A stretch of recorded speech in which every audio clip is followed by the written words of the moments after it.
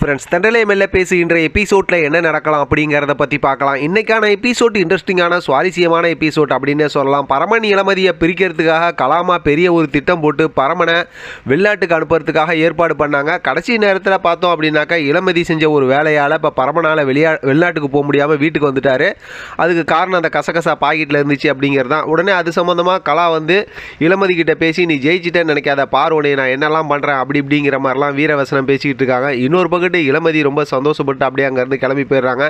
பரமன் அந்த கசகசா பாக்கெட் இருக்குல்ல அந்த வந்து பாக்கெட்டில் வச்சுட்டு கிளம்பி இது யார் என் பாக்கெட்டில் வச்சுருப்பாங்க நான் கண்டுபிடிக்கணும் அப்படிங்கிற மாதிரி அவரும் போயிடுறாரு.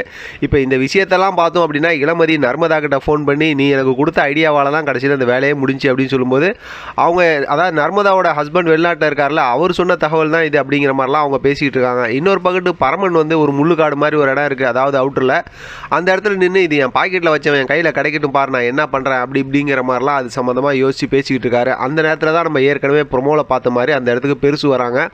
பெருசு யாருன்னா குமரேசன், அதாவது தெரியும் தானே நமக்கு. அதான் அவங்க வந்து பார்த்ததுமே என்ன இங்கே தனியாக வந்திருக்கா என்ன எதுன்னு சொல்லி கேட்குறாங்க. அப்படியே அவங்கள்ட்ட நிறைய பேசுகிறாங்க. நான் எதுவும் பண்ணலப்பா அப்படி இப்படின்னு பேசும்போது உன்னை நான் விட்டுருவேன்னு நினச்சியா நீ வெளிநாட்டுக்கு தப்பி போகணும்னு நினச்சி அப்படி இப்படிங்கிற மாதிரி பேசிட்டு கடைசியில் மறைச்சி வச்சிருந்த கத்தி எடுத்து பார்த்தா 2 தடவை வந்து பரமனை இது பண்ணிடுறாங்க.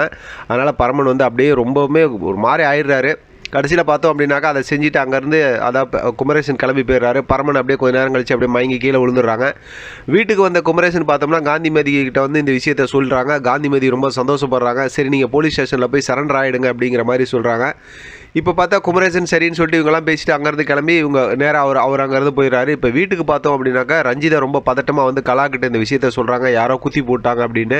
அது கேட்டு இளமதி அப்படியே பதட்டமாயிடுறாங்க, கலாவும் பதட்டமாயிடுறாங்க. இப்போ எல்லாரும் சேர்ந்து பார்த்தோம் அப்படின்னாக்கா ஹாஸ்பிட்டல் கிளம்பி போகிறாங்க. அங்கே போய் கேட்டாக்கா ட்ரீட்மெண்ட் நடந்துகிட்டு இருக்குது, கொஞ்சம் நேரம் கழிச்சு சொல்லுவாங்க இருங்க அப்படிங்கிற மாதிரி சொல்லிடுறாங்க.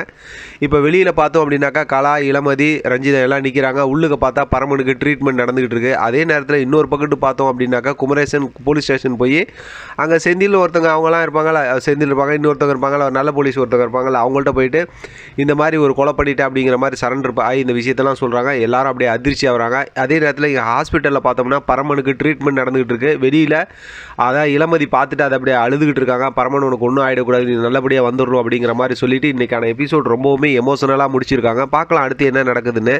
இதை பற்றி உங்களோட கருத்து கமெண்ட் பாக்ஸ் தெரியப்படுத்துங்க. தொடர்ந்து ஆதரவு கொடுங்க. தேங்க்யூ ஃப்ரெண்ட், தேங்க்ஸ் ஃபார் வாட்சிங்.